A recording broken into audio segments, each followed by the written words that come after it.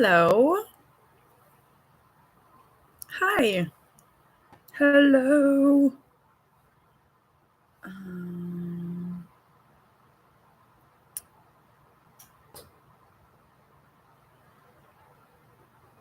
okay. Hi, everyone. Oh, I'm going to have to put the internet on here. Facebook, tell me if I have to put the internet on.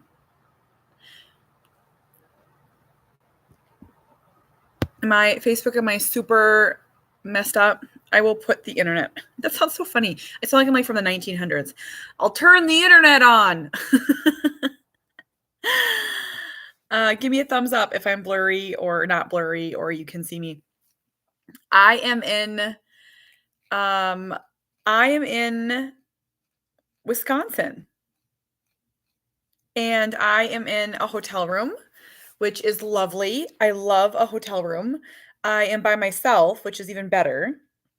I just ordered waffle fries and nacho cheese and a salad delivered to my room. Lovely. The salad was garbage, and I just ate the waffle fries and the nacho cheese. It was so good. I had a 3.5 hour drive. I'm here for a special education conference. I'm presenting tomorrow morning at 8:30, which is early for a keynote. Let me tell you that. It's early. And then right after, I am doing a breakout on it's called Finding Joy in Caregiving, but it's really going to be about the transformation that we need to make as parents to support these amazing kids. And so I was just finalizing that, getting that all ready to go. I do any of you do you ever go through periods where you feel like you're just in a fog? So it's so strange. So my it's not strange really. My friend's son, they found is having some health issues. And now my dear friend's daughter is having the same thing. And I feel like I'm just like in like a bubble. Like I'm like like everything feels like it's in slow motion. Has anyone ever felt like that? It's just I guess maybe it doesn't make sense, but I feel like I just like can't get enough sleep, and I just can't get my crap together. And that's rare for me. I'm a very buttoned up person, and I don't know, it's just weird. It's just weird. I grief is one of the topics that I really share a lot about, especially on my subscriber group. I talk a lot about grief related to autism, but I have been very blessed in the world of loss. I've lost grandparents, but they were in their, they were in their 90s. They were had wonderful lives. I and this is going to sound so silly, so please know what I'm saying is silly, but the first experience with grief that I had, my puppy got hit by a car in front of me. True story. I had brought I would say for the first like I used to be very dog obsessed. I still love Tank very much. I have a dog now, but my husband and I did the thing where you get married and then you get a puppy, and that puppy is your baby. We got a puppy named Bauer, and then we got a puppy named Bailey, and they were like my children. Like I was a total nut. I was just a nut. And Cooper was 6 months old, and I was taking a walk, and I brought them outside, and my dog chased a rabbit and she got hit right in front of me. And it was, you guys, it was so traumatic for me to watch her die. I had I had to go to like grief counseling. I'm laughing at myself, but, like, I, it it it it was so hard for me. I loved her so much, and it took me a long time to recover, and I will tell you, and I wanna just keep saying over and over again, I'm in no way comparing this to the loss of a human, I wanna be clear, but at the time, it, like, shattered me, and this is a true story, and this is gonna sound like totally Looney Tunes, but I was in such grief. I wasn't eating, I wasn't sleeping, I could not stop crying, and true story, hand to God, I was laying in my bed sobbing so hard, and I felt someone touch my shoulder, and they said to me, "You're gonna be okay," and I felt this instant relief, and I stopped crying, and I went out and I'm like, "Jamie, did you just come touch my shoulder?" And he's like, "No." I don't know if it sounds so silly. I don't know if it was like an angel. It was like my only experience like that. Like, seriously, like someone touched my shoulder and they were like, "It's going to be okay." And I was like, I felt like relief. It sounds so silly. I know. But I swear someone touched me and like helped me. And so then I will tell you and I write about this in my book, Forever Boy. My stepmom passed away from pancreatic cancer, and it was, oh gosh, you guys, it was like the worst. It was the worst death. It was the worst death. I it was fast. It was like 14 months, but like, and I wasn't. I was. I had a relationship with my stepmom, but we were not all that close. I don't know if that makes sense. Like we were very nice to each other, but we weren't we weren't like mother and daughter, I guess. And, I was so thankful that my dad had her, and I think that they had a beautiful life together. Um, I really thought that she excluded me a lot, so there were some hard moments. But when she passed, um, I think about her all the time. Um, I think about her all the time. I think about her like once a week about her passing. It's just like kind of like in my brain, and how awful it was for her and how hard it was on my dad. And I think what was hard was my dad had a stroke right after, and he's never been the same. And so it was just like bad thing after bad thing. So that was another like run in with grief, but I have been very blessed. I've been very blessed, and I talk about grief a lot in relation to autism, and, grief is often described as loss of a person, but it's so much more than that. It can be different than that. And so now having these 2 just dear friends going through these, like, super traumatic experiences with their children, I just feel like I'm, like, and it doesn't sound about me. I just feel like I'm just in a fog. Another thing that I share is, autism was the first thing that I couldn't fix in my life, and I mean that truthfully, like, I really thought I I I thought growing up, like, if you wanted something, work harder. If you wanted this, do this, it's like everything is just cause and effect, and with autism, I couldn't fix it, and now watching my friends that have these sick kids, they can't fix it, and it's just so sad. It's just you'd give anything to be able to fix it, and I'll tell you, I had never been on the PICU, the pediatric intensive care unit, and if you have never been on the PICU, thank whoever you think right now. Oh gosh, it was sad, sad. I could hardly even walk on the PICU. My friends, had to, like, get me on the floor. I was just so sad. It was just so sad. anyhow, I just very much feel like I am in this, like, weird trance, and I'm trying to, like, dig out of it. I think the other hard thing is the transition to winter in Minnesota is, like, the most depressing time of the year. November is just awful in Minnesota. It's gray, like, every day, and it's cold, and you're not outside, and it's dark. So and you know what else I find myself doing a lot, and I think our friend group can relate to this. I find myself looking at my children a lot and just, like, hugging them tighter, and, when they make me mad. So I'll tell you a cute story about Winnie. My daughter Winnie is 3, and she is very into makeup.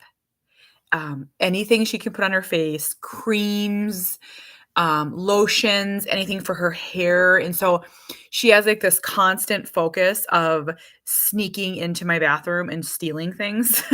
She's a thief. She is a thief. So, true story. Last night, I came up the stairs from the basement, and when you come upstairs, you look right at the shoe closet, and she like shut the door, and she like looked at me, and her face was covered in like foundation, like a concealer color. And I'm like, Winnie? She's like, Mama, I found your makeup. And I was like, where? In the shoe closet? She's like, this is how she talks. She's like, well, I found it in your bathroom in your drawer. And I just brought it down here and I put it in my closet. And I was like, and she would not give it up. Like, she would not give it up, you guys. And she had all my makeup in there. And so we gotta be real careful. We have white carpet. So foundation and concealer, I was like, oh. And but she looks at me and she's like, this is what she says. She's like, you're not mad, Mama. You're not mad because accidents happen. And I was like, Winnie, it wasn't an accident. You stole it out of my bathroom. Like, it's not an accident. And she's like, well, it is. It's accidentally here. And she's always touching my stuff, and she's like 3. She's always hiding it. She's always putting it in different places. And I felt myself I mean, she's adorable. You can't get mad at her. But I felt myself getting a little frustrated. And then I was like, I'm so lucky because my kids are healthy. I am so lucky. I'm so lucky.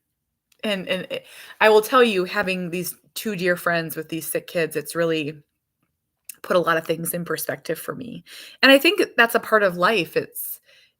A part of life is being reminded of that. And I'm not one to ever say that you should downplay your pain, because that happens a lot. But I feel kind of silly saying, I'm frustrated with the mess in my house when I have a sweet baby. My friend has a sweet baby that's sick. It's like, it's humbling. It's a good perspective. I think that needs to happen sometimes. It does. It really does. And then just to continue on, when he stole a bowl of strawberries, filled up her own bowl of strawberries while I was sitting, um, ran around the house with them. She's just a wild beast. Oh, and I'll end with this before I get into my topic. So I was dressing her this morning, and I was like, Winnie, I'm frustrated with you. And she grabbed my face and she's like, no, you're not. You can't be. And I had this realization. Um, I had this realization. I don't think I've ever been mad at Winnie. And I'm not saying I get mad at my kids a lot. Like, I'm not saying it like that because I really don't. But like, I think Winnie is like such a princess. Like, she really is. She's a really good, like really good baby. She's 3. But she like, I'll tell you, I got so mad at Sawyer when he was 4, when he found a pair of scissors and cut all my shoelaces and cut my bras and cut my work badge and cut my tank tops. I could have threw that kid off a cliff. I mean, I have times where I get mad at my kids. She is gaslighting me. She is. Oh, she's smart. She's smart. Winnie doesn't fall asleep all that easy. So, for anyone that doesn't know my story, speaking of complaining, Winnie did not sleep through the night till she was 3.5. Why? Because she was sent here to destroy me, is the truth, honestly. I survived autism to get broken by Winnie. And now she sleeps through the night, but she fights going to sleep.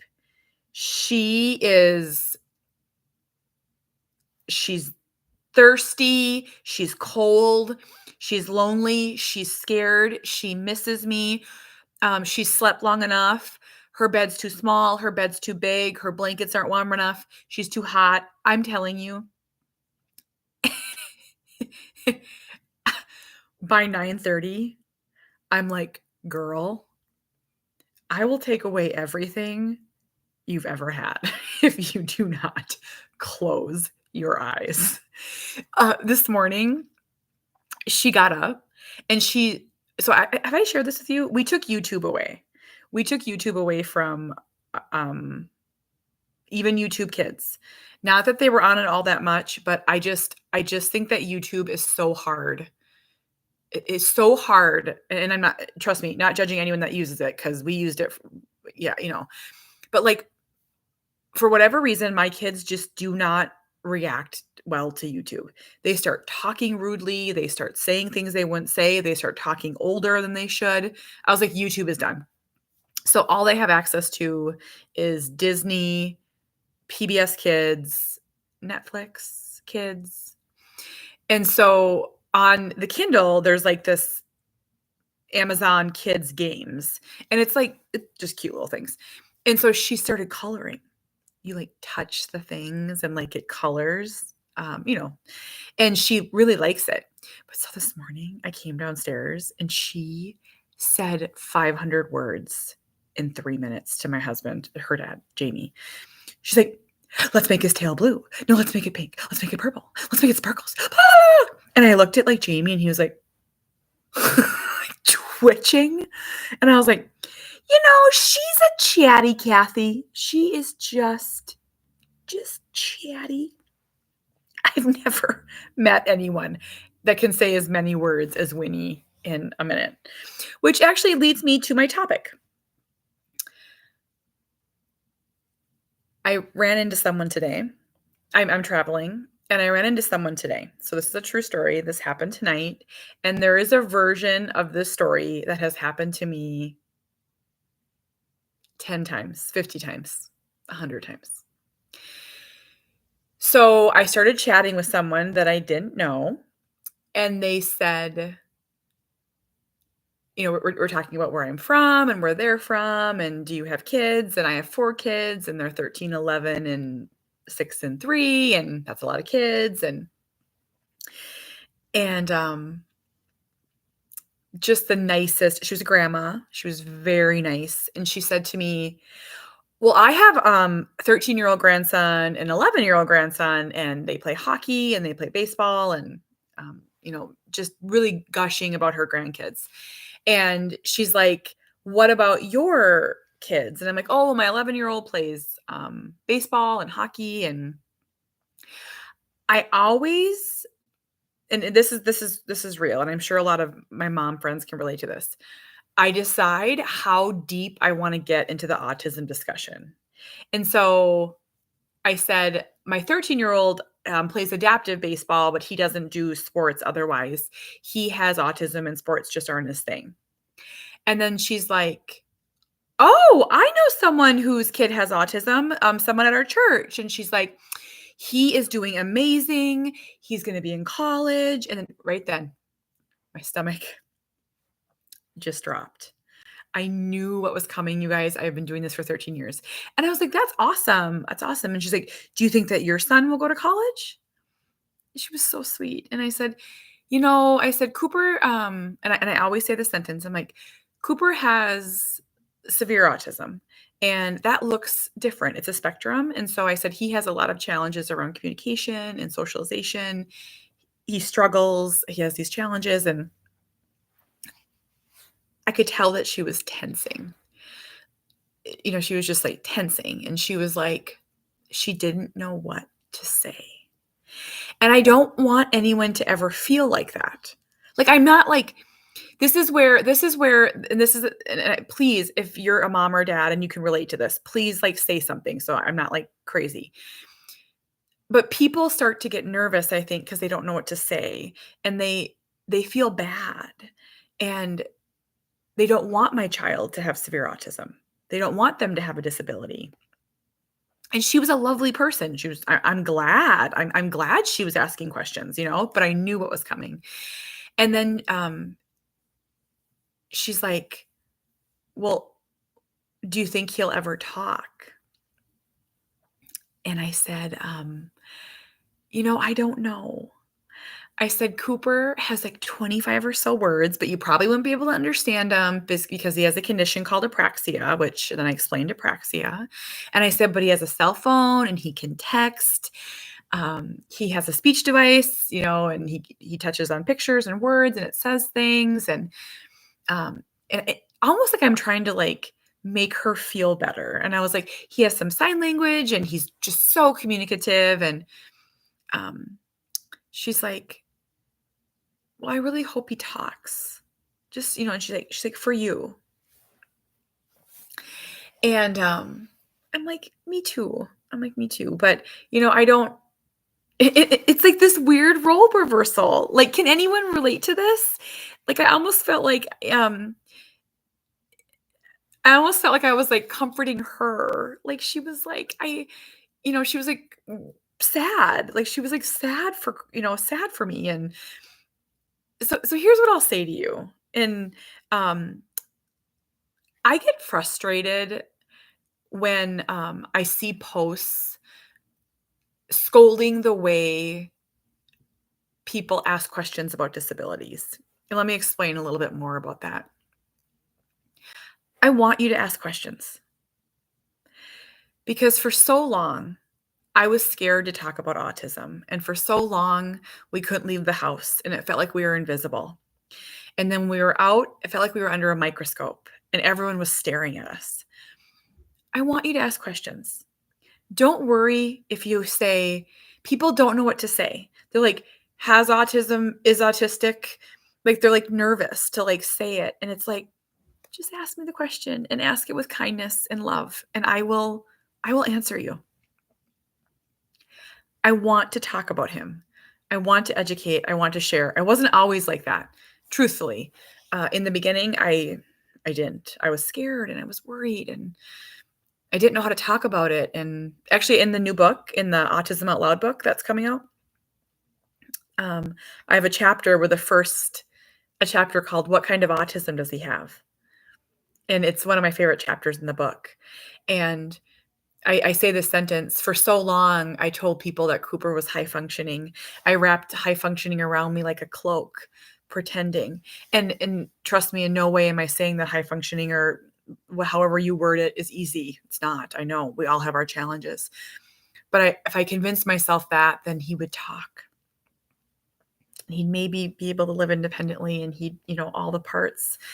And it was a fall from grace for me to be able to start talking about our autism. Cooper has the kind of autism that people don't want to talk about. And I think we have to talk about it. We can't hide. I'm not ashamed. I'm proud of him. Cooper amazes me every single day. So ask questions. And my plea to you as parents that maybe are still in that prickly phase that I was in for a lot of years, when people ask you questions, even if they say it a little bit wrong, give them grace because at least they're asking. At least they're asking. Try to remember that. Because years ago, no one asked. And years ago, kids like Cooper were in institutions and no one talked about it. So let's have conversations and let's keep sharing and talking. And I ended the conversation with the lady very nicely.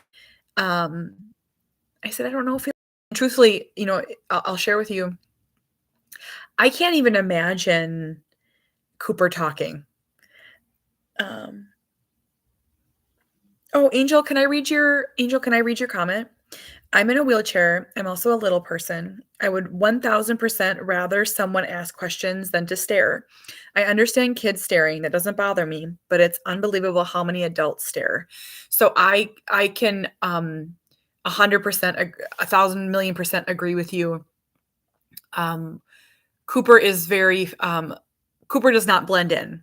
Cooper is very flamboyantly autistic. He does not blend. He is always noticed. And I've noticed that kids are so much braver and will ask questions, and parents will shush them. Angel, have you ever had that happen where a kid is asking a question and the parents like shh shh shh shh, and it's like, let them ask.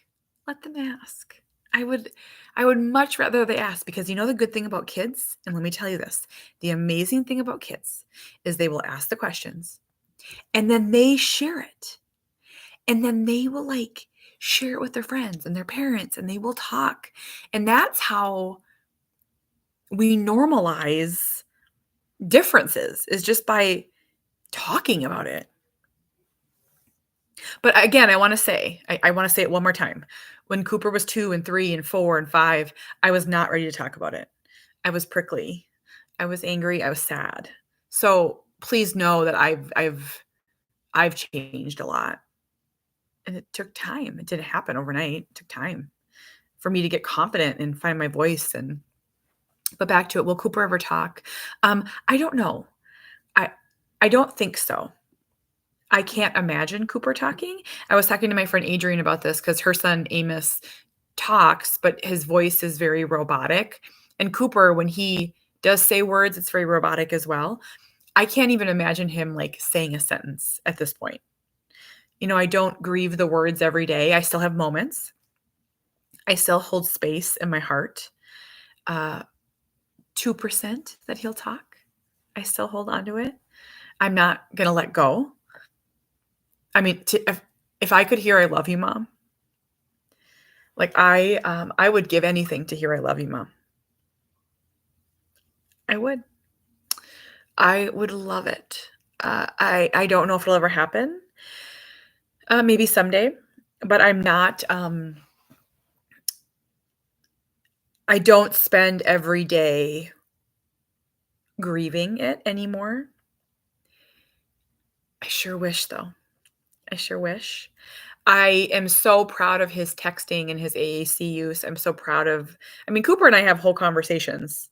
He's called me 5 times today because I've been on the road, and, the last time he called, he was really animated, and, I just say things, and he says yes and no, and he says hi and bye. So he says hi, bye, I-E, I-E. He has to be prompted, and, he'll answer all my questions. Usually, it's always yes he'll answer to, unless I say something really, off the wall, but he wants to go on the Amtrak. So my husband just watched a thing on the news about the train ride we're taking.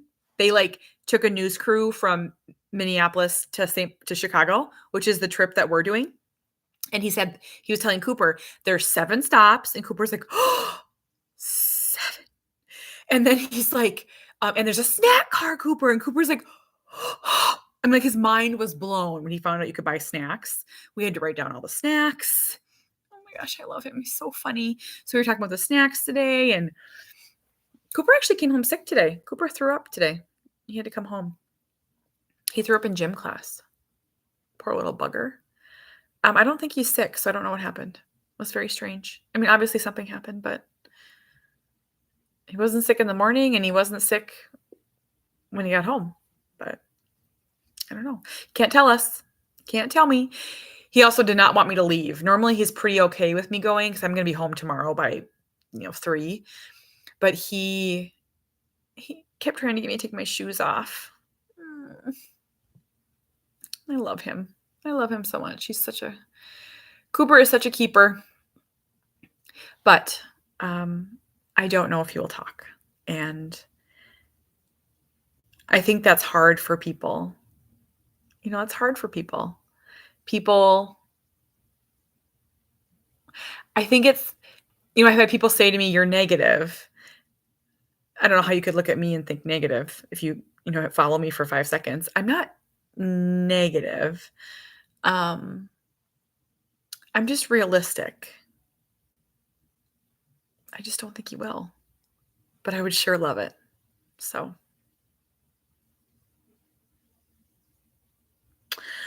um, okay. I am gonna go. I'm gonna, snuggle up. I'm watching a show on Hulu, and I'm going to be all by myself. I have to get up at 6. I have to be over at the conference center at 7. I hope it goes good. I'm really, really, really excited. Oh, and if you like my story, I'm gonna put a link for my new book that's coming out in April, and you can get autographed copies, or signed by me, Carrie, and Adrian, the 3 authors. So I'll put those links when I am done. Okay. Good night, everyone. Thank you for being here. Bye-bye. Bye.